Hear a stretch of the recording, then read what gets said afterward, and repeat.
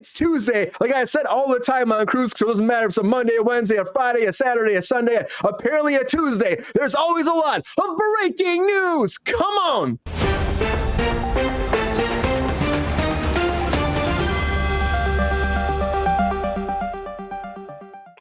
All right. The very first thing I want to talk about is, of course, Arthur. Now I'm talking about Arthur the King. This came out, Mark Wahlberg's movie came out over the weekend, and it's not doing so well. No, it seems like a very good, like feel-good, family, wholesome film, and it's projecting to make around 8 to 10 million, but it actually only made 7.5 million opening weekend, unfortunately, for Mark Wahlberg and for the dog. And I hear it's a great movie. It's very inspirational. Like, dog's there along this whole path, running alongside of him, helping him out get through this whole journey.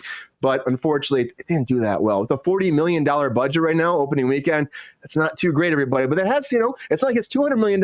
It's not like it's Madam Web or something, so it may come back, and hopefully Mark Wahlberg's going to be okay with his dog. We'll have to wait and see what happens with that. But somebody that's really mad right now is Bill Maher and his agents, because he has fired CAA.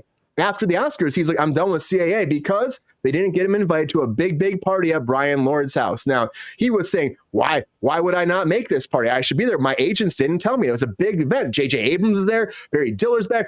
Kamala Harris is there. Margot Robbie, Bob Iger, Alan Bergman. I mean, there's a lot of people. Brian Robbins. There was a lot of people there. Jason Blumhouse from Blumhouse was there. Brian Glazer. A lot of people were there.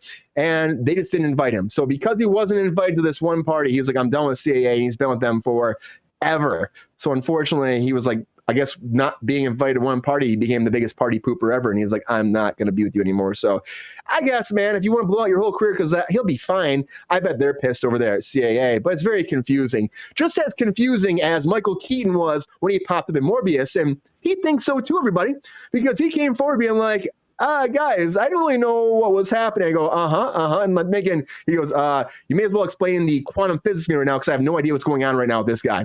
And he didn't make sense. He said they didn't know what was actually happening when they're putting there too. They said, well, it's for the future. And don't worry, we have ideas for where this character is going. It's fine that he's in the Morbius world now, even though it made no sense in the post-credit scenes of Morbius, how he got there and why he was there and how he just kind of interdimensionally traveled to this new universe. It didn't make any sense. And we were confused as an audience, and Michael Keaton was confused. And he was like, guys, it's okay, because, I had a good time playing that character. I know who he is, but I had no idea where they're actually going to take me.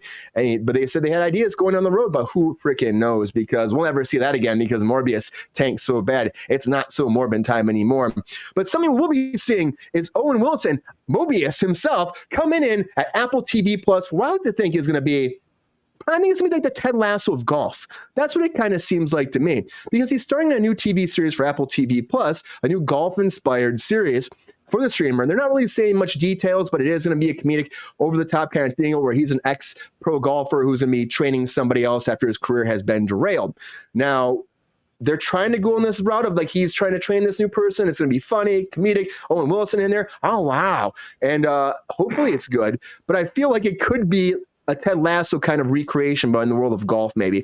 That's what it seems like to me. I guess we'll have to wait and find out. They're not really saying much about this right now, but it comes from the writer of Ford versus Ferrari, so hopefully it's good. CAA is talent agency. Yes, they are. And so we'll have to see what happens moving forward. But I think Apple TV Plus wants a new Ted Lasso type show, and maybe this is it. I don't know. We'll see how well it does. But I do know that the idea of You trailer came out over there for like a streaming release with one of those things that I'm like, how is this blowing up so big? It blew up huge. And I watched the trailer because it was blowing up. Right now, it's like the most watched on YouTube for any like made right to streaming movie. Nuts, if you ask me. I mean, this movie just seems like it's about, as GR said in the green room, a cougar and a young guy coming together. And she's like, I'm too old for you. And then they fall in love. And it seems like it's very happy and has a joyous moment and a joyous plot moving forward. But to me, it's like, okay, cool, this could be good. But honestly, it just blew up on YouTube big time. Blew up. Like, for me, good for them. I'm happy about it. 125 million views on YouTube. So people are watching, excited to find out when it comes streaming on Amazon. So hopefully it's good. People are also excited about, of course, Kim Kardashian and AHS coming back, Delicate, for the second half. They finally released when it's coming out April 3rd at 10 p.m. And then every week you get the rest of the episodes until the actual season is finally done. But Delicate had to be delayed because of the writers or the actor strike, and of course, everything else happening with all the strikes here in Hollywood. So we'll have to see how it does. I worked in this for years. I love everybody up here, and I hope it does really well. But speaking about creepy and crawly and all that, Ghoulies is coming back, everybody. Now, this is a deep dive, if you ask me. Ghoulies is from like the 80s. And this is one of those things. 1984 was when the first one came up, or it came out, and it's like they did like a bunch of these. And they did like 4 of these movies over a 10-year period, and now they want to reboot it again. Now, the original director, co-creator Luca Baracavicchia, I probably demolished his name. He actually got the rights back now for it, and he wants to do 3 more movies. It was actually 4 they did. They want to do 3 more now to add into this whole universe and reboot Ghoulies for a new day and age. And it seems interesting. Kind of some 80s kind of campy kind of creature. It's about demons. Could it be good? It might be good. I don't know. Have you guys heard it before? Delicate, never heard of it. Delicate is AHS. Yeah, it's the newest season of AHS. They shot in New York. And they did the first half, and they had to split it up because of the writers and the actors strike. So we'll have to see how that does the back half. But this Ghoulies, too, looks interesting to me. And can it be good? I don't know. It begins with a young man and his girlfriend moving into a man's old mansion home, and they become possessed by demons. So, and then, of course, little creatures come out of toilets, I guess, and stuff like that. So Ghoulies coming back. For people that might know anything about this series, good for them.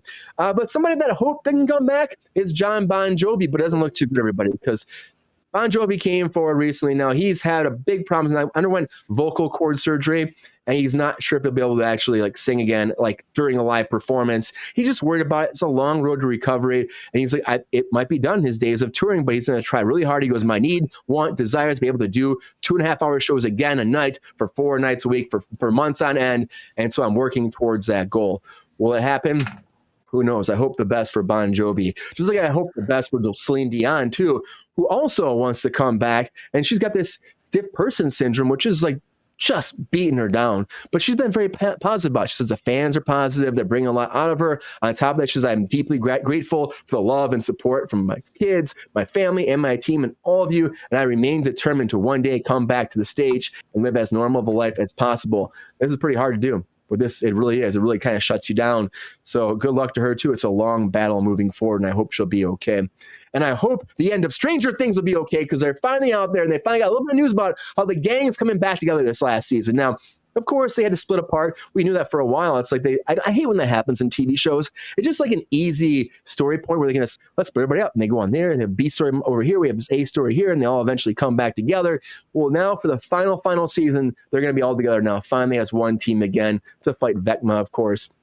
I'm really excited about it. Of course, we're going to hear Kate Bush some more in this season. I think we have to, but Finn Wolfhard came forward and said this is happening. He's really excited, and he says it's really going to push into that first season quite a bit, and you're going to have that kind of feeling again. They're going to recreate a lot of things. It's going to be very fun, taking it back to its roots of the first season, so I hope that's true. And the Broadway show, The First Shadow, the spinoff, too, is actually coming to Broadway in 2025, so a lot of Stranger Things happening moving forward as well. The 80s are great, though. I love the 80s so much. People give the 90s a lot of shit, but we had 90s Con that came forward over this past weekend, and we had all these people come together again to celebrate the 90s, which is a big thing, of course. People from Sabrina Teenage Witch came there, Boy Meets World, Step by Step, Halloween Town, Roswell, Seventh Heaven, even 98 Degrees was there celebrating 90s Con. What a celebration. But good for them, like all these people coming forward again and just celebrating their good old days, the big sitcom era of the 90s, good times. And, it gets forgotten a lot, but don't forget the 90s. It was a big part of pop culture, and they won't let you forget either. And a lot of big TV shows in the 90s shot at the Santa Monica Pier, which is now just been bought, everybody. The pier's been bought now, and this will be a whole big thing because Pacific Park on Santa Monica Pier today, they announced the sale. That was actually yesterday they announced it. I was going to do this yesterday. And then the investment plans are going forward now with a $10 million investment into the whole pier. They're going to start fixing the pier's food and entertainment attractions and all the general operations. And the same team behind that will be operating the pier for this time being. It will stay open. They're going to keep pushing forward. The vice president and general manager, Jeff Clark, came forward and said that he will be there with this team, and they're ready to keep this open and make it even better for you that come to Santa Monica to experience a glorious thing on the pier. It's really nice. It really is. I don't really have good memories of the 90s. Queen, I don't think a lot of people do, but it was a fun time at times. 80s are still always remembered the most. That's probably why people just love the 80s. It's just pop culture. 90s were okay. Speak for yourself, buddy.